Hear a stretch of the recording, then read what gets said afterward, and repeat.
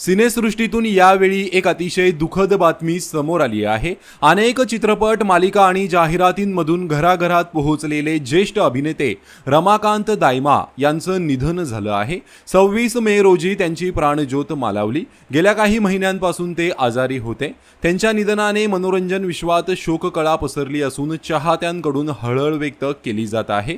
अभिनेत्री शुभांगी लाटकर यांनी सोशल मीडियावर ज्येष्ठ अभिनेते रमाकांत दायमा यांच्या निधनाची बातमी शेअर केली आहे। अभिनेते रमाकांत दायमा यांनी त्यांच्या अभिनय शैलीने प्रेक्षकांच्या मनात खास स्थान निर्माण केलं होतं। Chak De India, Ram Setu, scam 1992, the Harshad Mehta story, Shuddh Desi romance यासारख्या हिंदी चित्रपट आणि टीव्ही मालिकांमध्ये काम करून त्यांनी प्रेक्षकांच्या मनावर राज्य केलं। त्यामुळे आज त्यांच्या निधनाची बातमी समजताच इंडस्ट्रीतील कलाकार शोक व्यक्त करत आहेत।